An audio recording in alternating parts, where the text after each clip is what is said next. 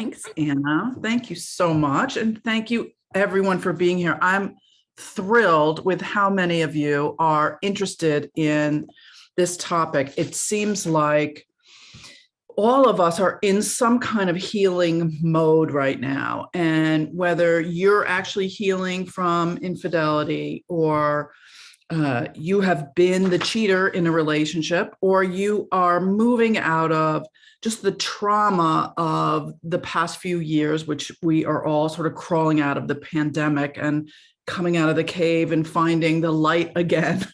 We've all been experiencing the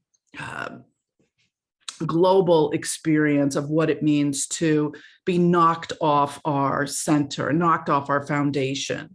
And there's 20,000 people signed up for today's course, which tells me that this is not just a rare experience. We know that outsourcing our needs for emotional and sexual connection is very common among people who are in relationships. And we're going to talk about what that means to our work and where we can be the most helpful. I have a personal mission as a therapist, which is to have the most impact on the most people who need the most help. And I would like you to think about your mission today, what it is that you can do to help people in your niche, with your specific skills, with your voice, with your genre. How do you want to apply these skills today that we're going to talk about in the way that only you can? Everyone has their own specialty, their own voice, their own interest. And I would love for you to think about how to apply some of these skills. I'm going to challenge you.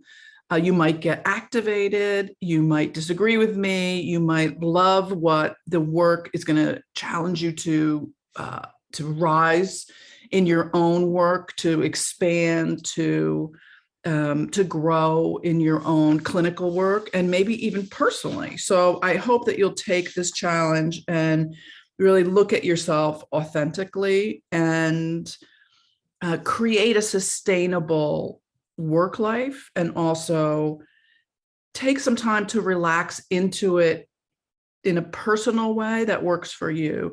I want to challenge your bias as a therapist, your bias clinically as a professional.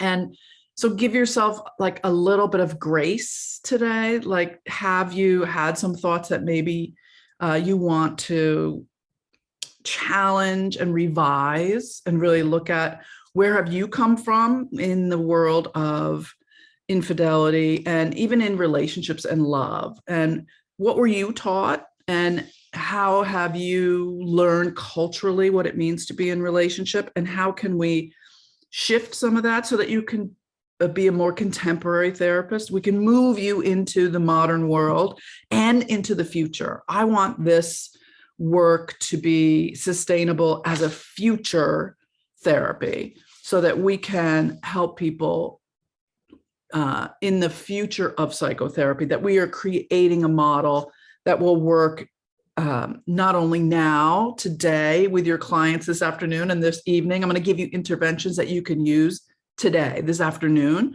but also that you can understand will have long-reaching effects, not only to the people you treat, but to their children and to their future relationships. So let's start with my PowerPoint I'm going to share with you. And you do have a handout, but you do not need to follow along with the slides. And please don't, because it's just going to distract you. I would prefer that you take notes if you can. And then you can always go back to the slides in your own time if you need to go over them. Again, the Q&A will be enabled at some point, and we will have plenty of time for questions. So Anna was very generous to tell you about my books. If you are working with the person who cheats, there's not a lot of work out there around what it means to be the cheater. I'm actually going to show you some video today of me working with a client who is recovering from an affair, but she was the one that had the affair. So we're going to talk about affairs from many different perspectives. And the new monogamy is redefining your relationship after infidelity. And I'm going to give you some handouts that were not included before the course and as a bonus. And I'll tell you how to get those at the end of the class today. My training institute trains people how to be sex and couples therapists, and we can talk more about that at another time if you're interested. But I do want to let you know that all the research in this field, and even today, is mediated by a very significant degree by culture, race, gender, and other variables, orientation, sexuality, that are not adequately represented in the research, in the literature, by all races, cultures, genders, and it's not very diverse. So you should know that as we talk, that not everyone is represented. And that's why I really need you to represent. So please, if you have an idea, if you want to write a book, if you want to write an article, if you have a specialization that you feel like needs to get out there, will you please let me know? I want to help you. I want to celebrate you and amplify your voice in this field, because we really need more diversity in this field. So I am like a book whisperer, and I will help you and promote you. So let me know. Let's expand this field. So my theoretical model is based on what I call integrative relationship therapy. And by integration, I mean, and by integrative, I mean the idea of integrity. And I don't mean integrity from a moral place. Let me take off my necklace, it's making noise. I don't mean morality. I mean integration, which is allowing and welcoming the split off parts of the self that we naturally compartmentalize, hide, dismember, disintegrate due to shame. Whenever we feel shame, we split off parts of ourselves. Sometimes we misidentify those parts as our shadow or our exiles or the disallowed parts of ourselves. There's many different names for those lost parts, those lost selves. And so integrative relationship therapy is kind of like shamanism, right? We search for those lost parts of the selves and we remember them. We reintegrate them. We reintegrate the desires, the fantasies, the experiences, the dreams, the visions, the parts that we don't like, that we're ashamed of, that we've been hiding. That's what it means to live in integrity, to reintegrate, to be whole. And the experience of being whole, of being complete, means that we're not seeking someone else or something else to make us whole. We don't need another half to be complete. We're not missing a part of us that we're looking and constantly seeking to become. We already are. And so we're welcoming all those lost parts of ourselves home to live in integrity, to then be with another person and say, this is who I am, this is me. And there's nothing more powerful than to be able to stand in the fire with someone and say, can you love me for who I am, all the parts of me? And so that's the ultimate goal. And that's what we're going to do with relationship therapy, healing from affairs. So what is an affair? I mean, these days with the internet and so many ways around technology to betray a partner, to betray a monogamy agreement, what even is infidelity, right? So let's define it ourselves by having it be this three-part definition. One, there is some kind of relationship outside of the primary partnership. So maybe it's an online relationship. Maybe it's a relationship with a sex worker. Maybe it's an emotional affair. There's some kind of relationship outside of our relationship that feels threatening. And there's some kind of sexual component to it. Maybe the sex hasn't happened yet, but maybe there's mutual masturbation over a webcam. Maybe there's sexual fantasy. Maybe there's a parallel marriage that's been going on for 20 years. That's not as uncommon as you might think. What is the sexual component of the affair? And then the third part is the dishonesty. So the dishonesty could be the fact that you've hidden something that you did 20 years ago that you don't want to share because it would just hurt your partner and you're trying to protect them. Or the dishonesty could be gaslighting, where your partner knows, but you deny it, and try to convince them they're crazy for thinking that that's the truth, even though all the evidence points to the reality. Denying it is somehow more advantageous, and trying to make your partner think that they're the one that's making it up. That's what gaslighting means. So there's a big continuum of dishonesty. So when someone comes in and says, I'm really upset about this affair, you can get a little bit more specific. Which is the part that's bothering you? For many people, it's not even the sex. It's the fact that you lied about it or hid it or told me I was crazy. Or maybe it's not the dishonesty. Maybe it's the fact that it was with my sister or my best friend, or it was a relationship with another man or another woman or someone older or younger or someone at work. Like, what was the actual relationship? Maybe it's the relationship to money. Maybe it's the financial infidelity. Which is the part that actually bothers you?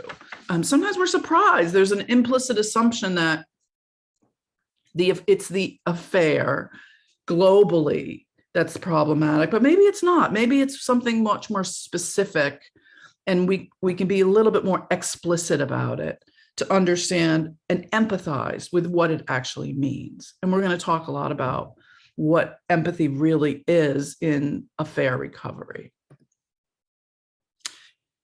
So when we find out from researchers like how common this is, it's so difficult to get really good numbers, because when you ask people if they're cheating or who is cheating, or you try to get good research around how many people cheat, cheating is based on lying. It's based on dishonesty. So people lie to the researchers.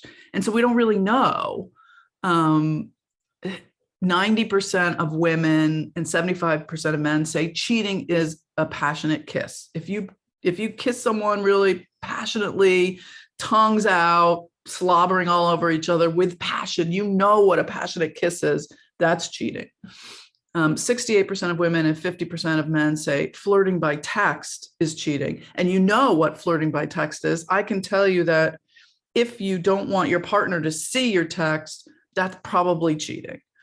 Now, there is something I call micro cheating, which are the behaviors that kind of lead to more problematic behavior.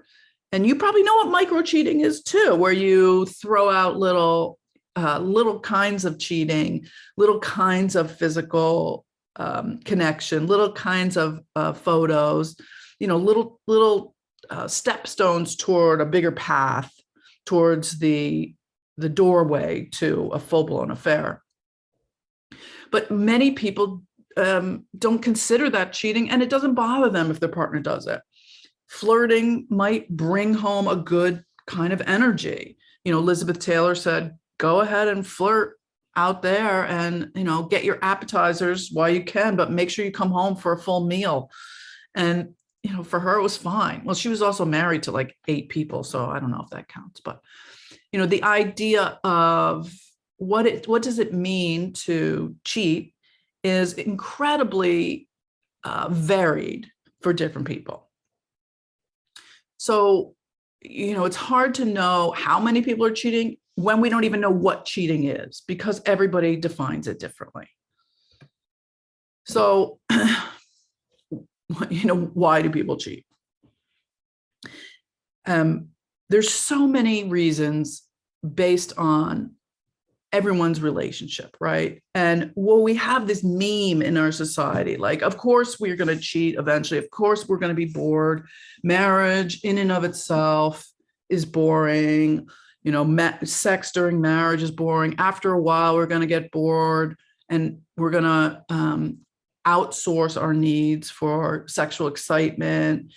People are going to go on porn. I mean, it's in every movie. It's like this potential for infidelity. On Ashley Madison which is the online dating site for affairs, there's 70 million members worldwide now. 70 million members. So there's 70 million people, pretty well divided between male and female. I know there was some problems years ago thinking that there was bots on the website, but they cleaned that up with Ernst & Young, did an investigation. Now everyone on that site is real. And because it's about 1-to-1 of male-female responders, since about 2002, there have been 70 million members signed up, about 5 million since the pandemic. So we know that over-domesticity leads to curiosity about outsourcing our needs outside of committed partnership. And is it because we have this understanding that marriage isn't going to fill our needs? Well, research has shown that before people go outside of their marriage or their committed partnership, and this is for gay and straight couples, over 50% will talk to their partner about the problem. They will go in and say, look, we need to talk because I'm getting close. I'm thinking about it. I'm about to. They'll discuss it before they take anything into action. And over 30% will try to fix the marriage, even if their partner doesn't reciprocate, even if their partner's like, I don't know what to do. I'm not listening to you. I don't really care. I don't have the motivation. I don't really hear you. So they're really making an effort long before they cheat, if the reason that they cheat is because they're not happy in their marriage. 65% have talked to a friend about their problems, about their unhappiness, about their dissatisfaction. And that is, again, if this is the reason that people are cheating. Dissatisfaction in a marriage is not the only reason that people cheat. In fact, there was another study that said that 80% of people that have affairs are happy in their marriage. They're satisfied. They have good sex. It's really because they had the opportunity to cheat and they took it. So you can noodle on that and see what you think about it.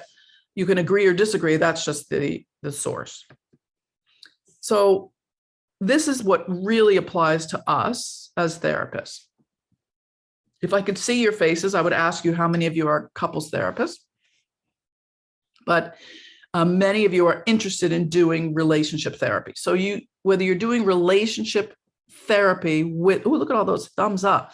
So if you're doing relationship therapy with an individual or with a couple, you should know that 38% of people have gone to therapy before they had an affair. Okay. Almost half have gone every week. They went to therapy. They tried to fix their marriage. They worked on their marriage before they had an affair.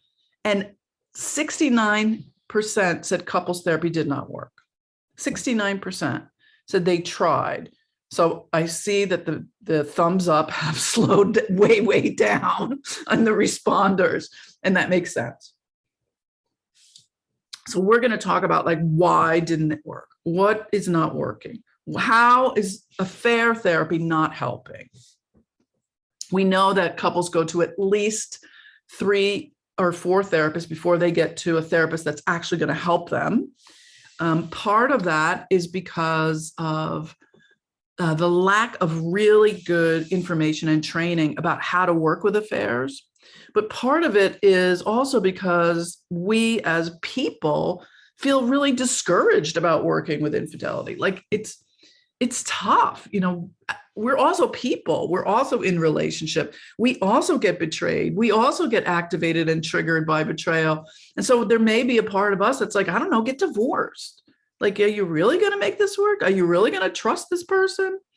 There's a big part of us that might feel like, look, once a cheater, always a cheater. You're never going to be able to work this out. This is an old, deeply embedded existential crisis around trust and attachment.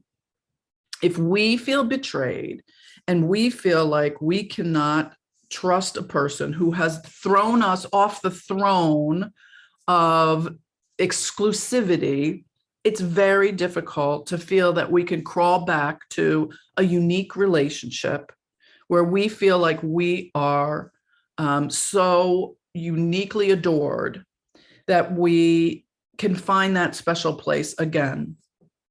And so many of us will buy into that feeling of, once you've broken the seal, you can't go back. So how can we as therapists look at it differently? On the one hand, what is a positive treatment outcome? We've been taught as therapists that, the relationship is the client. If that's the case, the relationship is not doing well.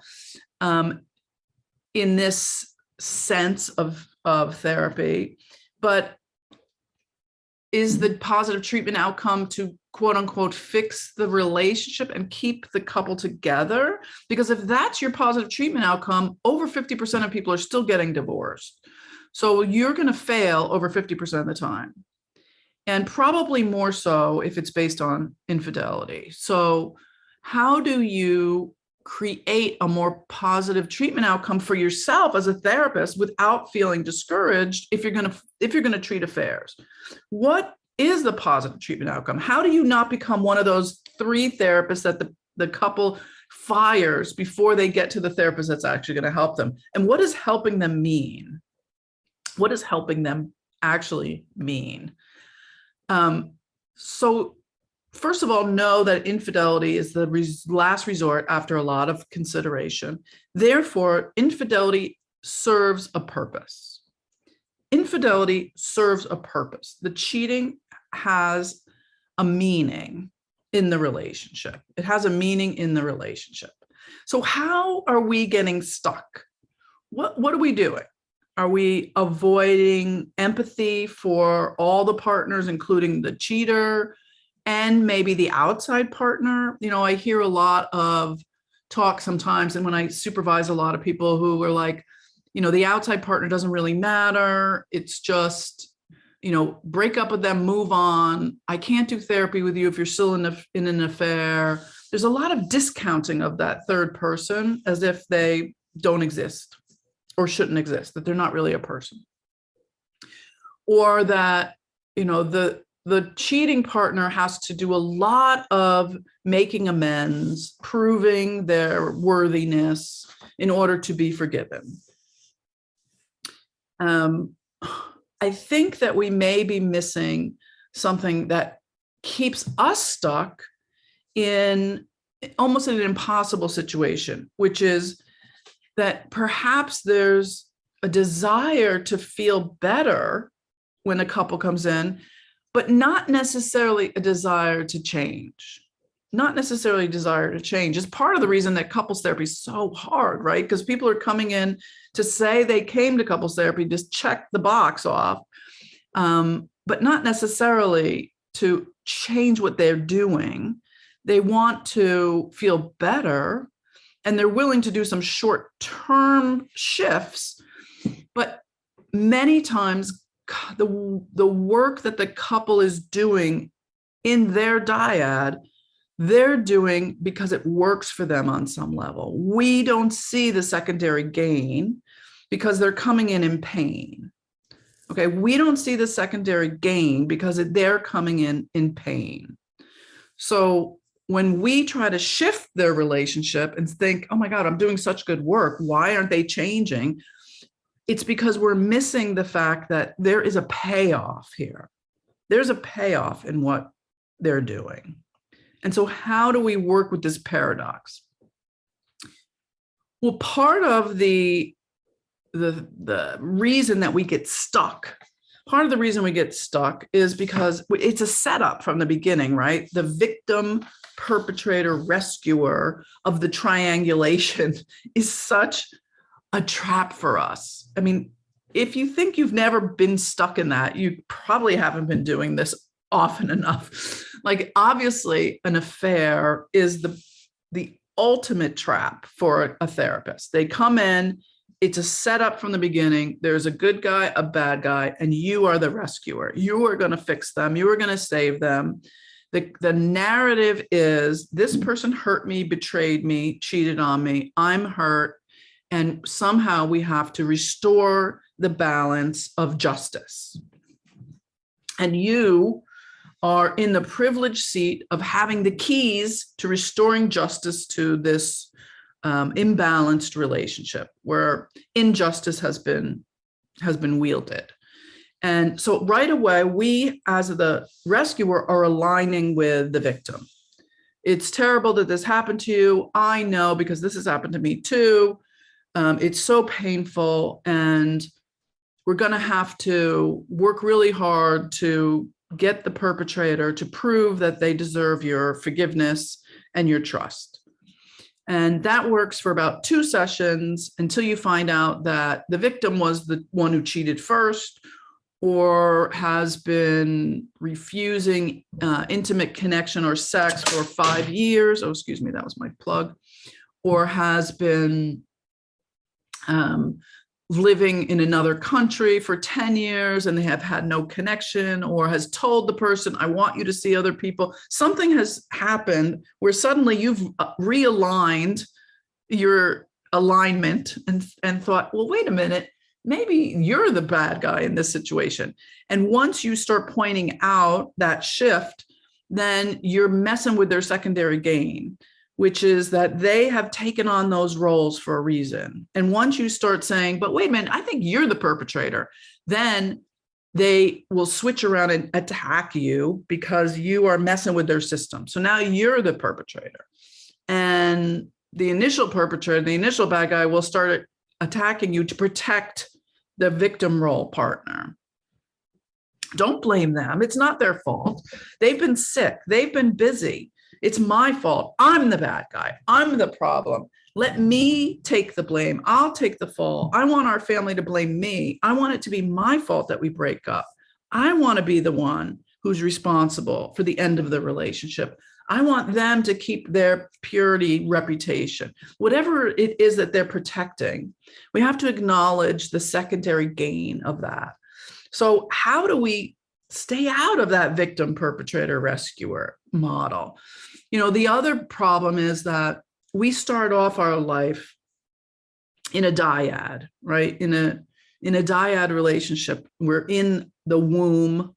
We hear the mother's heartbeat. There's 2 of us. And that relationship is what teaches us our initial attachment.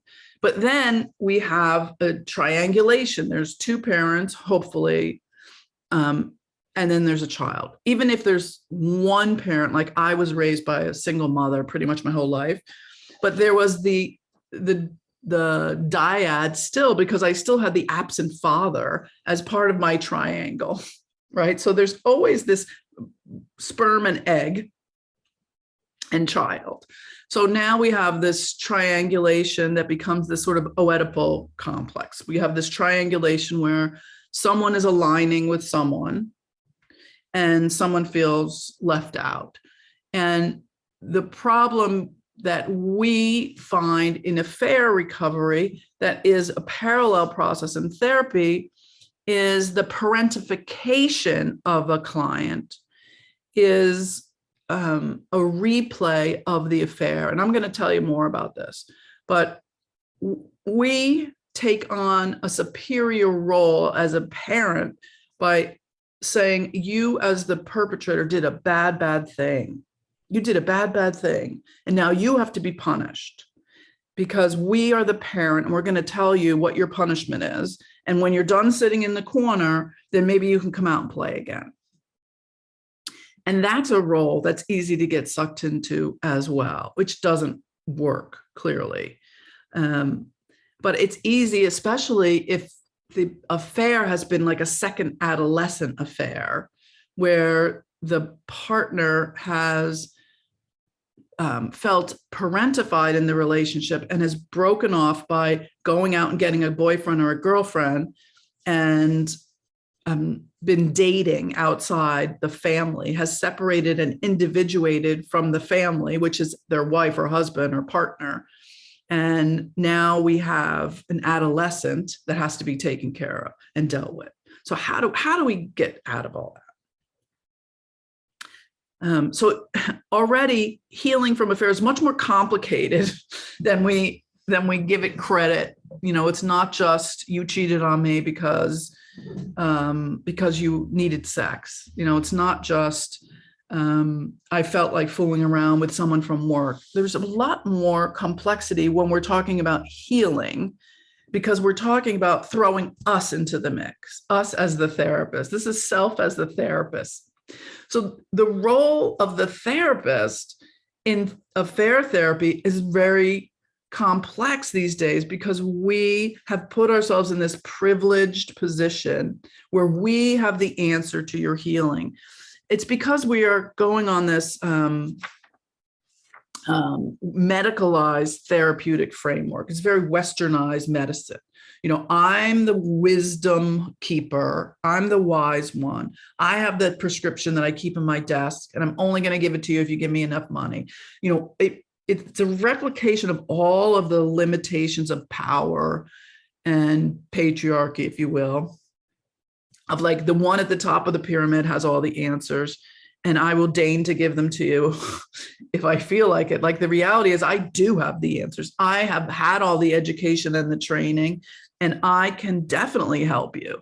That's why you're coming to me and paying me, as well you should. There has to be someone to reach out to help, for support. However, the shift is that you are the one that has the answers. You are the one that in your inner wisdom knows the best thing for your relationship. That is not a one size fits all answer. That the couple holds the key to their own healing. I'm there as a guide, as a shaman, as a way to help them integrate the answers to their dilemma. And so that's a different way of looking at it. Part of the understanding of this is that we are repeating the paradigm of the affair. The affair is also a triangle. The affair is also the triangle. So we have a parallel process of adding a third. We're just another threesome, right? So they have replaced the affair with us. They have replaced the affair triangle with a triangulation with the therapist. So if we are going to give ourselves the power to have those answers for them, we also have to acknowledge that perhaps they were trying to find answers by adding the third in the affair partner. So this is a parallel process of adding a third with the healer. That's mirroring the process of an outside partner where the third is also the healer. Just like the parental triangulation, the third, they're trying to heal something in their relationship. It's actually an interesting process of trying to wake up something in the couple. Affairs are wake up or breakup moments. They are wake up or breakup moments. It's either a can opener, a way to get out. I'll take responsibility. I had the affair. Now I realize I really don't want to be here. And it really is a sign that our relationship's over. Or it's a wake-up moment of like, we have got to shift something in this relationship. We've got to make some headway. We've got to realize something. We have got to shift the paradigm in our relationship. So we're going from a dyad to a triad to shift the way that we look at how we relate to each other. So the third is also the healer in the affair, just like the third is the healer in the therapy. So the role is, what did the third heal the couple from? What can they learn from that triangulation? What is it in their life to learn from? That's a totally different way of looking at affairs. Instead of this destroyed you, this destruction is actually a way of creative healing. So this reconfiguration of the relationship is bringing the couple to recognize something. It's pulling them out of their regularly configured dyad, right? It's shaking up the notion of coupledom. We today live to like 90. Just the notion of monogamy, I say in my TED talk that, when we used to live to be like 35, 40, maybe. We were married for like 15 years. And by the time you got bored with someone, you were dead. It was easy. I'm not saying that life was easy back then. We didn't have the technology that we have today, but we could tolerate monogamy differently than we can today. Monogamy today means you're married to someone for half a century, longer, 3/4 of a century, the same person. And you're supposed to be only desirous of that person, only attracted to that person, never sleep with anyone else, never be interested in anybody else. Our whole conceptual idea of monogamy is different today. This is not your grandmother's monogamy, okay? We are looking at a whole new way of relating to people. And so how can we help the couple seek a new vision of what that means? So many people trade their partner in for someone else, but it's not necessarily because there's anything wrong with their partner or with the marriage that they had. Marriage today sometimes has an expiration date. You get a good 20-year run in. That's what we always had. We always had a good 20-year run. It's just that we used to die at the end. Now we still have a lot of juice left in us. We're still gorgeous. We're still sexy. You can have kids if you're a guy when you're 90. Picasso fathered a child at 91, 92. We stay sexy well into our 80s because of Viagra, Levitra, Cialis, hip replacements. We are good to go. So we want to stay sexy. We have a lot of expectations about that. And you can have many partners within the lifetime of your sexuality. It may be with the same partner. It may be with different partners back to back, or it could be with multiple partners while you're still together. And what does that look like? Okay, sorry, I had a little blip there. So the new way of relating is that some kind of change is necessary. So this affair could be a catalyst for something good. It could be the wake-up call to discuss how are we going to keep our lives sexy, how are we going to relate to each other in a new way, how are we going to stay connected, how are we opening up a conversation, what is it that we need to do in order to pay attention to what's happened. So the third has now become the key to waking up. The outside partner, or that new triad, was a key to change. But we have to acknowledge that if we're going to acknowledge that we are going to be the other that's going to serve the couple, we have to acknowledge that the other is going to serve the couple. It's like checking our own ego at the door and being a little bit humble and saying, you tried to do your own work out there. It didn't quite work out the way you wanted. Now you're trying to do the work here. Let's be a little bit more conscious about it and figure out what was the goal. What were you trying to do? What were you trying to integrate? I really believe that people don't necessarily look for someone else. They look to be someone else. So they don't necessarily look for someone else. They look to be someone else. So who was it that you were trying to be in this outside relationship? And can we integrate that into this marriage? Maybe, maybe not. Maybe you're blaming your partner and saying, my partner would never let me do that. They're not into that kind of sex. They don't like when I'm charming and intelligent. They would rather me be loving and humble. Like, what is that part of you that you felt like you had to connect with outside of this relationship? And can we discover that part without shutting it down or cutting it off if you're going to end your affair? So the problem is ending an affair sometimes feels like I have to cut off my arm to end this affair because I'm really dismissing that part of me.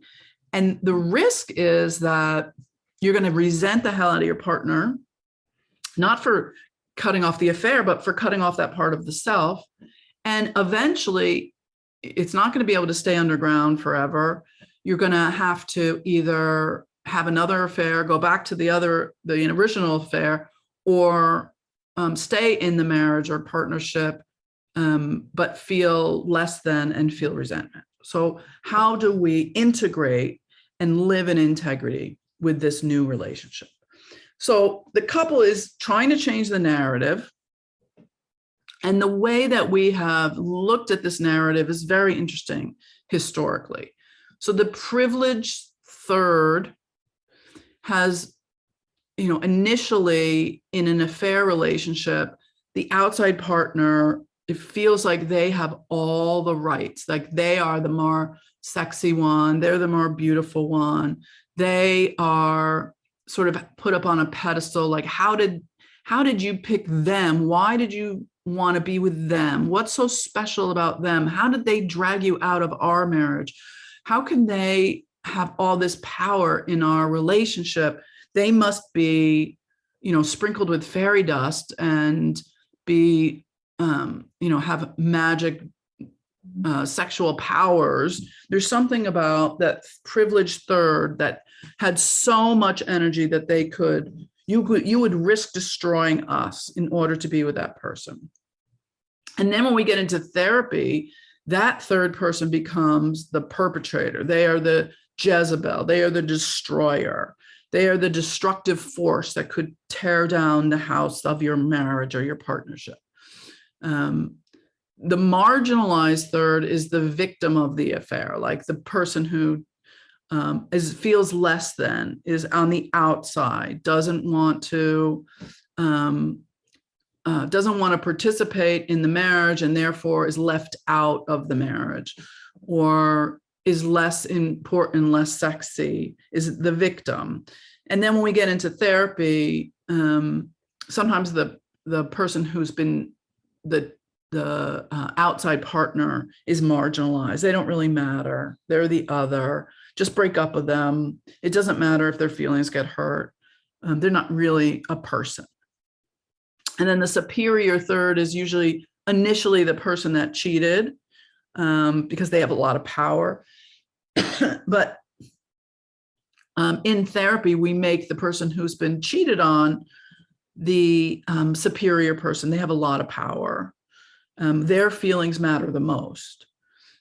Or we become superior. We have all the answers. So in other words, who matters the most in therapy? Who matters the least in the therapy? In order to avoid the triangulation, I could spend a whole day on this because I know it's a little complex, but in order to avoid the triangulation, no one should be superior and no one should be inferior. How do you create language where no one is superior and no one is inferior?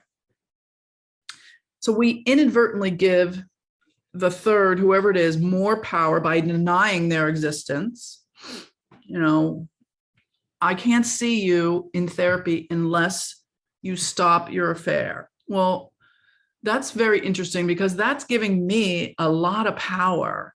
Like, I'm going to tell you to stop the affair in order to see me for therapy. I mean, your wife or your husband or your partner has told you to stop the affair, and that didn't work, but I just met you. And within 5 minutes, I'm going to tell you to stop your affair, and you're going to say, okay, because I have all this power. I'm so superior.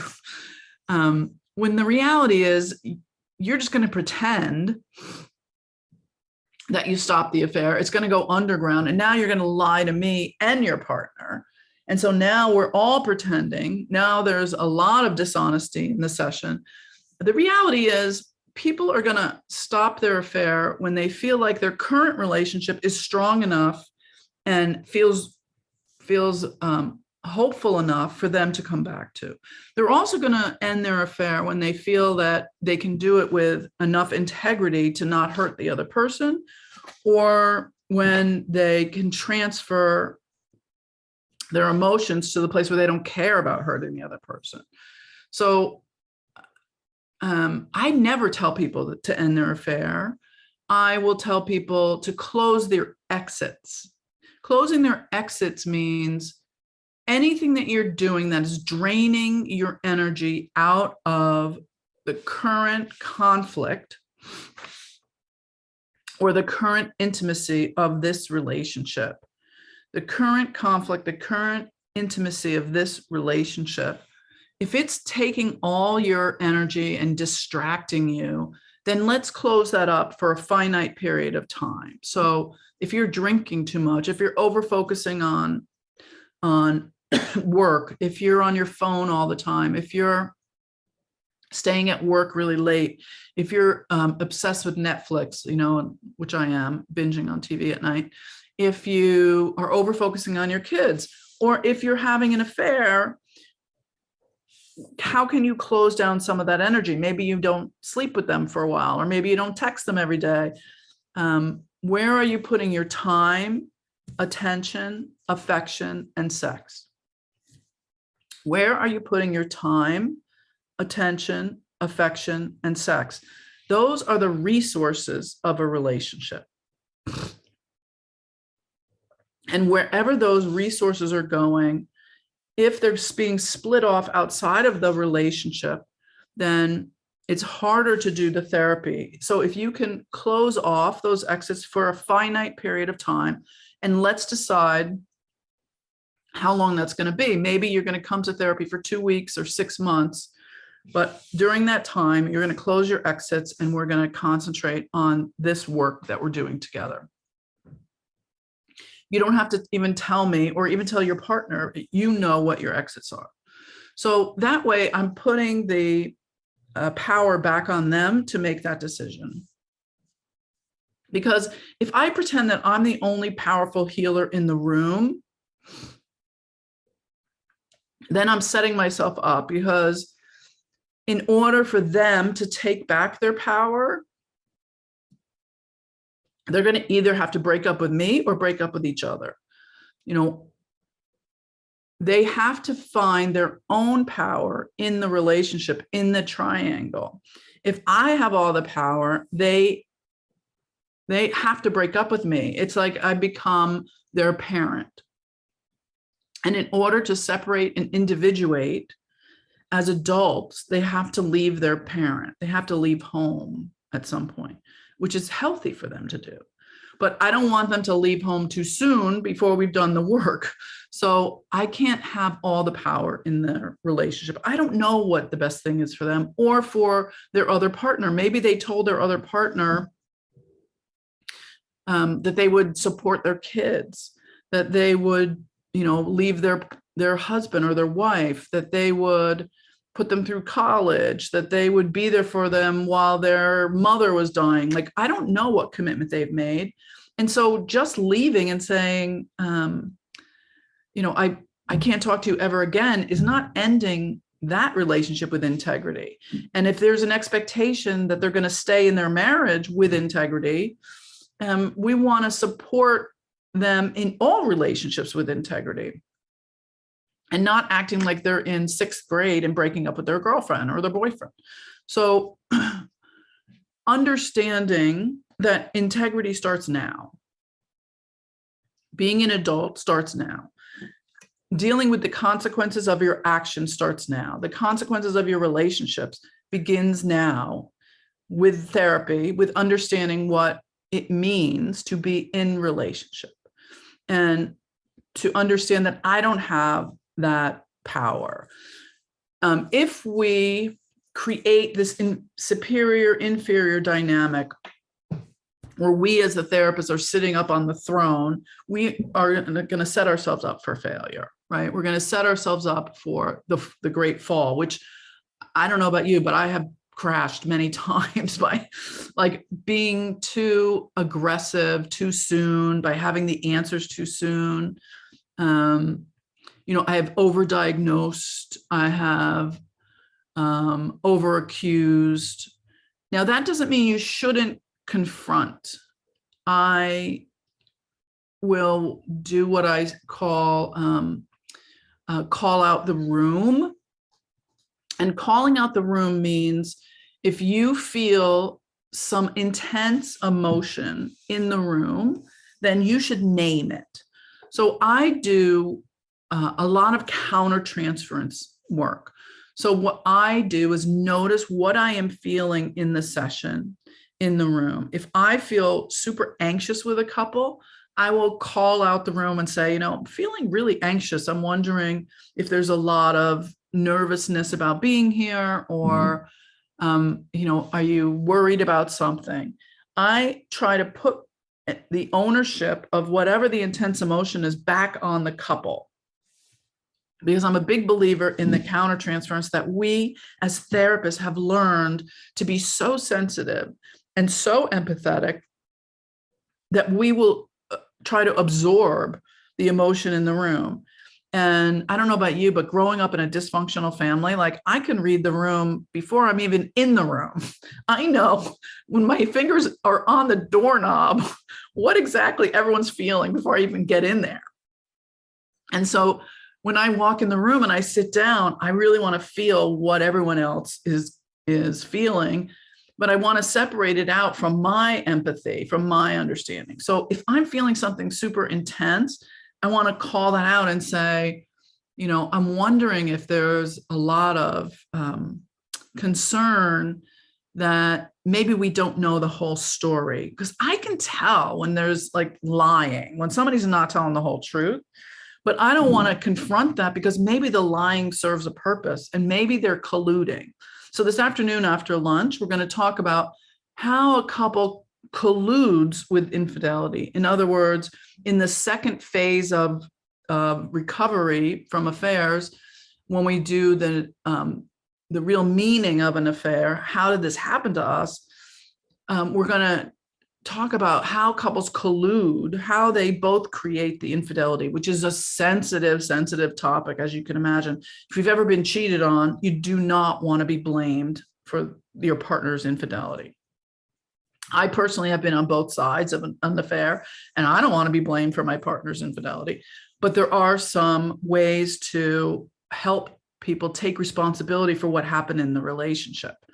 So if I feel like there's a lot of untruth happening in the room, like, I will call it out and say, I feel like we don't have the whole story here. I feel like maybe we need to work on really trusting our intuition. Like, do you ever feel like your intuition is telling you something and yet you keep denying it? How do we learn to differentiate between your intuition and your fear? So we're going to talk more about that in the next section when we talk about the 3 phases.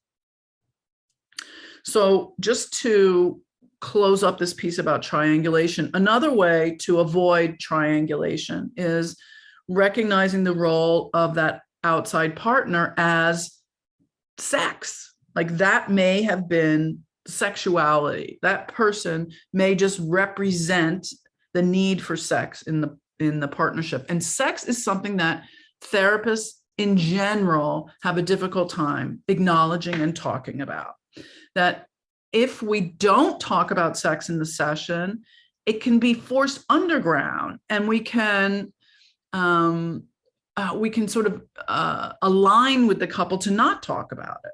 So if we don't ask about it, if we don't talk about it, if we don't acknowledge that people want to stay alive, they want to keep their passion alive, they want to keep their eros energy going, that we as humans are entitled to eroticism, that we desire eroticism, and that eroticism by its nature is illicit and forbidden and naughty, and that we have been taught to split off the erotic part of our lives outside of our domestic lives, outside of our family. From the moment we commit to forever, we regress to what we know of forever, which is forever love, which is parental love, which is attachment. And that feels like it should be unconditional love. Familial, family, we want to feel attached and relaxed and safe in our relationship, but that is early family love. And marriage is not unconditional love. Marriage actually has a lot of conditions, one of which is I've chosen you for a sexual partner, and you should not cheat on me, you should not beat me up, you should not abuse me, you should always be attracted to me no matter how I treat you or how I look, you should always desire me and no one else. There's a lot of conditions, right? It's not unconditional love. I love my children unconditionally. They don't have to act in any particular way in order for me to love them. But my partner does. My partner has to act with respect. And I have a lot of perhaps unrealistic expectations of how he should act in order for me to love him. And so recognizing that the more familial we get with our partner, the more safe we get with our partner, the more parentified we are with our partner, and the less sexual we feel, because we don't want to have sex with someone that feels like our family. So we parentify our partner, it totally desexualizes everything, right? Our early attachment needs are created in the first few years of life. And when we familialize our partner, we're trying to replace those attachment needs with someone else who's going to make us feel safe and replace that need to be the most special one. But sexuality actually happens in the later stages of development, in separation and individuation. You think about when you're separating from your family to find outside partners, to date, to have your first sexual experiences. That's later on in life, when you are in your teens or your 20s, when you are separating from your family in order to become sexual, so that your sexuality becomes separate. You become your own person, separate from your family. And so we need that separateness from the feeling of family in order to create our sexual connection. So we need that differentiation from our family relationship with our partner, which is like our companionship relationship. And we need the erotic. So we need that separation and we need the attachment. Those are two different needs in the same relationship. And sometimes when we become overly familial, we will outsource the erotic outside of the relationship, because it feels like we can't combine the two. You know, we have this archetype of like the Madonna whore archetype, where we can be mothers, we can be wives, but to be that sexual part of ourselves is difficult to integrate into being that mother and wife. And, you know, it's hard to like make the macaroni and cheese for the kids and then go upstairs and put the garter belt on. That integration is a perpetual lifetime struggle around stereotypes, around the archetype, around the integration of those two spaces. And so how we as therapists acknowledge that integrating eroticism into a committed relationship is difficult, and that sometimes bringing an affair into that space is a way of bringing the conversation up, talking about sex, saying, yes, sex is a part of our lives. Sex is a part of who we are. Sex is a part of what we need. And how do we talk about ourselves and our clients as sexual people? And that this is an actually healthy part of being human. If we discount the affair and say, well, that was just for sex and that was pathological, that was not okay, are we pathologizing the sexual part of the relationship? Are we pathologizing the sexual part of the partner? How can we help the couple by healing them from the betrayal, but not pathologizing the sexual needs? That's a really important balance, difficult, but important.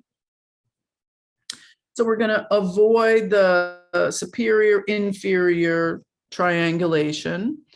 I'm sure you're going to be perfect at that. One way to do it is to put back the responsibility on the partners of creating their own goals. Like, what is the vision that you have of how you want this to turn out? And that's really the third phase of recovery. So in the crisis phase, there's three phases: the crisis, the insight, and the vision. And we're going to go over all of those. How do you let them know that you don't have to decide right now if you're going to stay together, if you're going to break up, but let's put breaking up on the shelf for now. until you get to the vision phase of your relationship, when you're going to create your ideal relationship. Let's create your ideal vision and how you want your new monogamy to look based on the work that we're doing now. And instead of that triangulation, we're going to create a pleasure model where the two of you are going to figure out what pleasure means in your relationship instead of focusing so much on sex as a journey with a destination, so that we can discuss what pleasure denial or avoidance might mean and how to create a model that heals trauma with pleasure. We know now neurologically, the way that the brain works, that the brain is actually plastic and can heal itself. I don't have to open up your cranium and go in there and stitch something up because you've had trauma. You actually have the keys to healing yourself from trauma in connection to your partner through a pleasurable experience. And this is an incredibly important understanding of how our brains work, how memory works, how memory consolidation works, and how trauma is like a deer path in the woods. And our neurological pathways can be overridden with pleasurable experiences. And how that happens can include erotic experiences, particularly with a partner who cares about you. And that deer path in the woods can heal us from the betrayal trauma.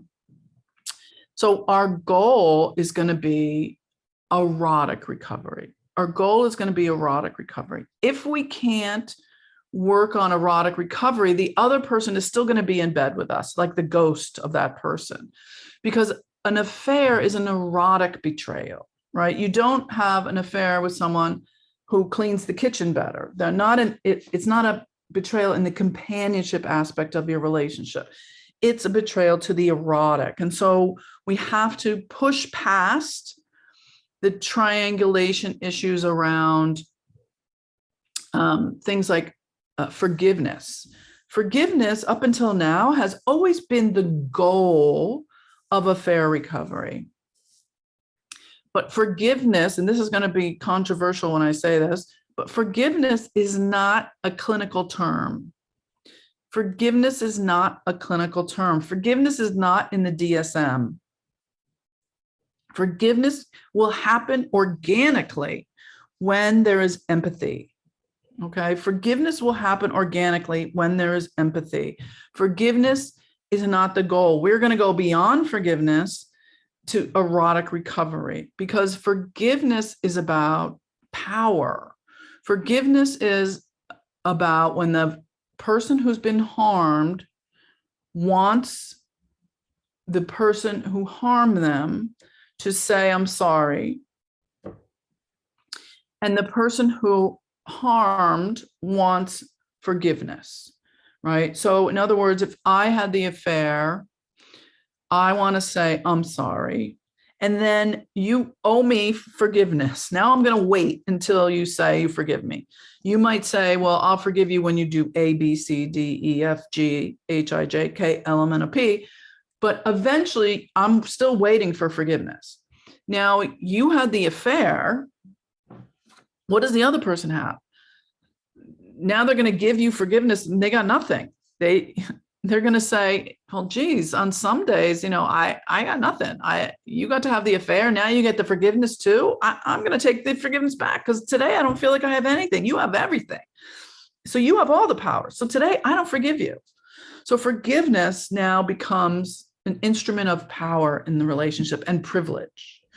And so forgiveness will happen organically with empathy when we both understand what the meaning of the affair is and how it happened and why it happened. So let's not focus on forcing forgiveness as a treatment outcome. Forgiveness is not a treatment outcome. let's talk specifically about what the treatment plan should be. Okay. So 1/3 of people have said in a recent government poll that they had cheated on their partner. 1/3, whether that's emotionally or physically, sexually, whatever. And over 54% said that their partner had cheated on them. So, again, it's hard to get good numbers on this because men, gay and straight men, tend to brag about their infidelity, and women tend to underreport because there's still so much more of a threat for women who have affairs. There's still 7 countries where you can be stoned to death or put into prison for having an affair. In Korea, it's still illegal to go to a sex worker. I mean, there's many, many repercussions, particularly for women, if you quote unquote stray. You could lose your children, you could be ostracized from the community. There's so many more insults for women who have an affair than for men. Men are players, women are whores. So there's a lot of slut shaming still, even in our culture. So let's look at these statistics with, an eye of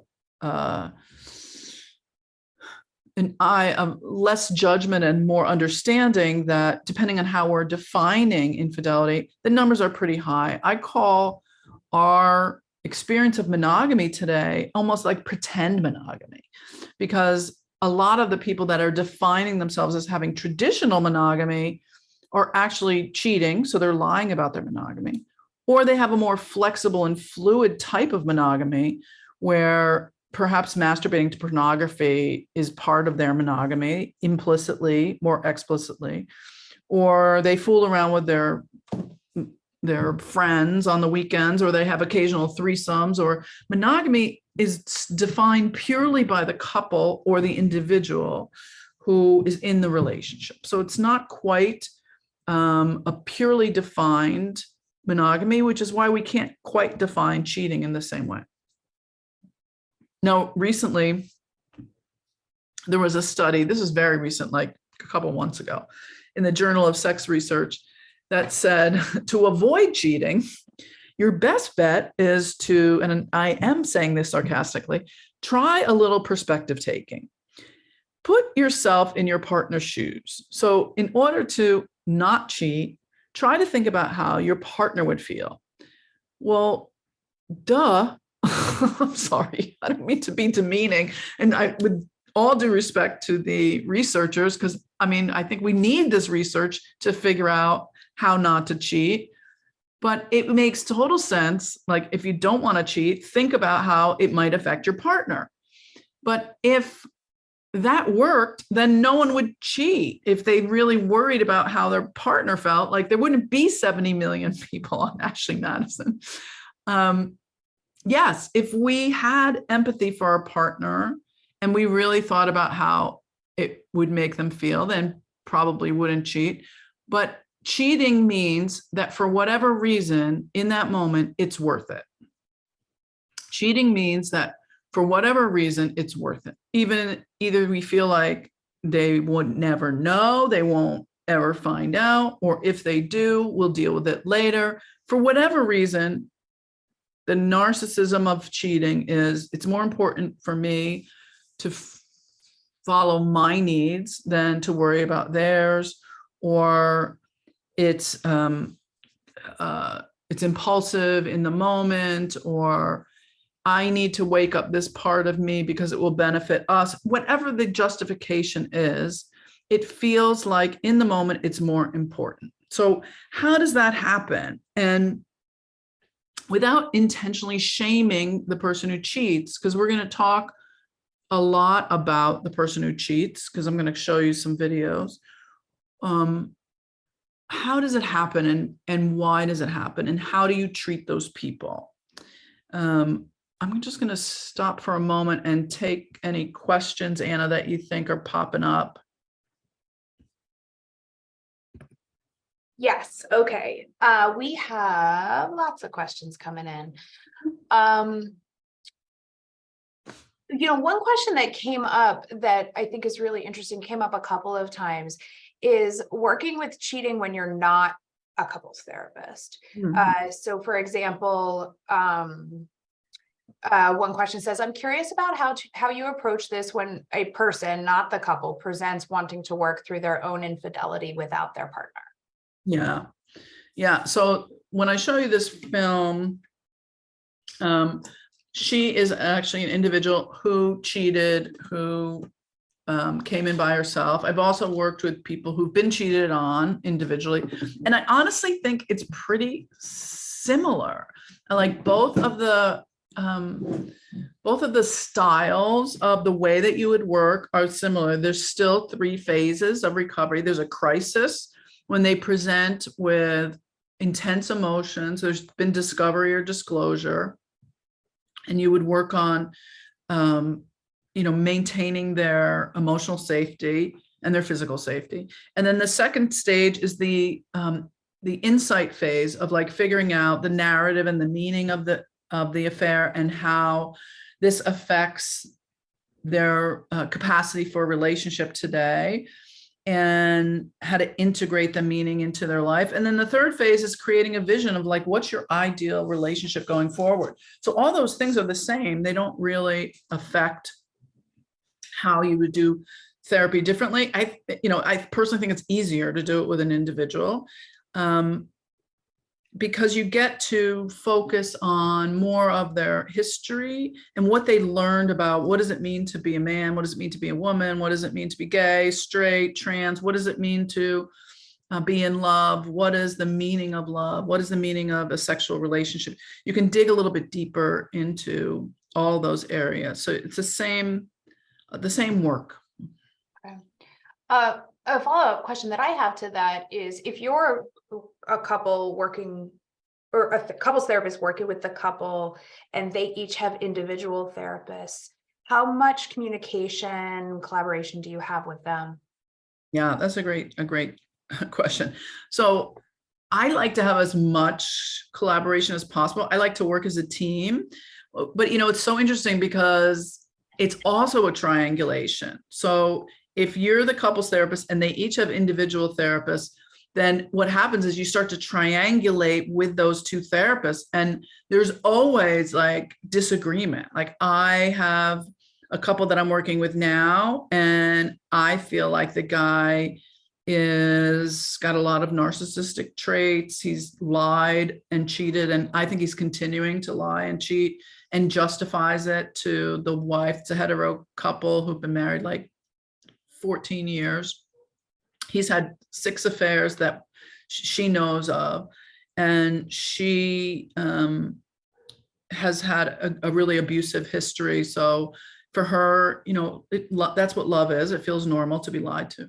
So his therapist says, I don't think he's lying. I'm not sure what you're talking about. Like, he seems like he's totally telling the truth. He's doing very good work, very deep work. And and the other therapist is like, oh my God, this woman is being totally gaslighted. Like, he is not telling the truth at all. I don't understand what's happening. Why is this therapist falling for this?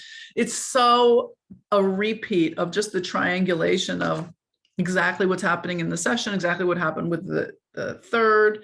So just notice that working with other therapists, they'd only see a small slice of what's happening in that person's week. Like, we as the therapists see, a very small percentage of how their life is going. And normally we see the most intense part of how their life is going.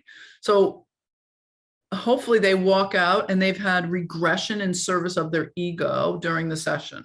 So they've regressed to their most difficult moment. And then because of that, they can go out and live their week and until they come back and regress again. And noticing that, be aware of how that triggers each of the other therapists. Like, Do they get anxious about it? Are they caretaking? Like, how does each therapist respond? And what does that bring up for you? Do you get angry at them? Do they challenge you? A lot of times individual therapists will either be fascinated by the couple's work or totally disagree with the couple's work, and just notice the triangulation. Okay. And how does this work with infidelity look different when you're working with a polyamorous couple or a consensual non-monogamous couple? How is this different? It's a good question. So I work with people in open relationships and polyamorous couples, and people in open relationships can cheat just like anybody else.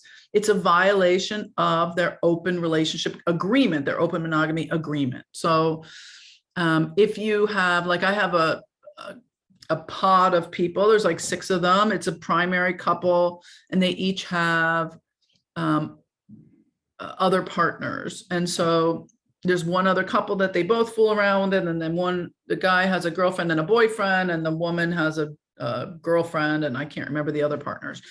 But, they feel betrayed because they all know each other and they all have an agreement. So they're fluid bonded, which means the agreement is they're not going to sleep with anyone outside of those 6 people because they've all been tested for STDs, and they know that they're safe. They're a safe group. So one of them recently contacted an ex and went for coffee. And so now they're all feeling betrayed because they're worried that that's going to lead to a sexual experience, and that puts them all at risk, right? So what I see in those situations is, you have to kind of do group therapy or family therapy with everyone. And what comes up most often is not necessarily the projection around parental triangulation or dyadal attachment issues, but sibling issues. So it's the sharing of the resources that comes up, the time, attention, affection, and sex. How come she got more time? How come he gets more attention? How come you're more affectionate with her and you send more texts to her? How come, it's not usually the sex even, although in this case it's around, fear around the sex. But I really find that it's kind of like, how come she got the better bike? How come she gets, how come you make her better breakfast than me? A lot of the sibling issues are activated and triggered when there's more partner issues. So depending on how you do with family therapy, some people it's more natural. Other people, you could use it as a group therapy interaction. And depending on how many people you can actually get to come to therapy, you can also just do it with a primary couple if they're not in an anarchy relationship. There are so many questions. Do you want to keep going? You want to come back later? What would you like? Give me a few more. I'm happy to take it. Okay. All right. So this was a question that many people upvoted, so expressed some interest in hearing about. This person said, I've realized that I become overwhelmed when working with couples whose goals are not the same. How do you address this issue without appearing to be judgmental? I guess it depends on what you mean by their goals are not the same. Like, if one of their goals is I want to stay together and the other one's like I want to break up, that's a bigger problem than if one is I want to open the relationship and the other one's like, yeah, I don't. I think depending on the goals, it's a much different problem. But I can say that the more explicit you are about your monogamy agreement, the better. So betrayal starts with implicit assumptions. I'm going to give you a handout about, I gave you a couple handouts in your package, but I'm going to give you another handout about how to create an open relationship conversation, and one about how to heal through empathy. So I think the more explicit you are about creating an agreement, like the implicit assumptions that we make when we commit to someone are, of course we're going to be monogamous forever. And monogamy means that you're never going to masturbate again unless I'm watching you. And the other person's thinking, well, of course we're going to be monogamous forever. And I'm going to masturbate every day because I've been doing it since I was 10. And it has nothing to do with you. And those two assumptions are deeply embedded in those ideas of what monogamy means. And there's never a reason that we should talk about them explicitly because we just assume. And so then when one person walks in on the other person masturbating, they feel like, oh my God, you just totally betrayed me. And I thought, we were going to talk about this if it ever came up. And the other person was like, why would we talk about it? This is totally private. So the more explicit you can make everything, is cheating, talking to your ex on Facebook, is cheating, sending sexy pictures of yourself on TikTok. Like, what exactly is a relationship? What makes a commitment? The more conversations you can have, the more explicit, the more those choices that you think are so disparate, they might not be as opposite ends of the spectrum as you think. They might be much more nuanced. Are your agreements typically, like monogamy agreements, are they typically verbal, or do you ever actually use like a written document?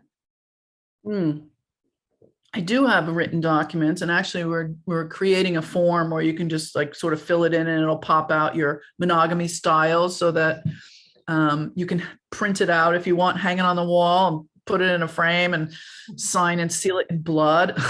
But I don't think that's really necessary. I think, you should revisit it as often as possible. And, like you revise your passport and your driver's license every couple of years. I think you should revisit your monogamy agreement. So I have that structure in my book, and I also sent you one just to begin the conversation. And I know a lot of people who've written it down and brought it to their lawyer as like a post-nup agreement. You could do that too, but it really depends on what you want to do on a Saturday night. It could just be a fun activity. But after infidelity, a lot of people want something more concrete, makes them feel more secure. That makes sense. Another question is somewhat related to goal setting. When a couple initially comes in and you're sort of figuring out what are we working towards as in therapy, what are our goals? How often are you goal setting and sort of coming up with that structure with the couple together? How often are you meeting with people individually and having those conversations? Yeah, that's a great question. So everybody does it a little bit differently. And I think you should use your own inner wisdom and perhaps check it out with the couple as well. Like, use your intuition to what you think. But I like to have a session or two with the couple and then offer them the option of an individual session, each of them. But I would only do that if it's okay for both of them and that they have to keep it kind of even. So if I meet with one, I have to meet with the other. Because sometimes one of them will have more need or impetus and want to meet individually. And then the other piece of that is about secret keeping, which we'll talk about a little bit more later. But I know that some people have a very strict idea of what it means to keep secrets in sessions, and that they don't like the idea of secret keeping. I have a different notion of it. I believe that individual sessions are sacred, and I don't really change the rules for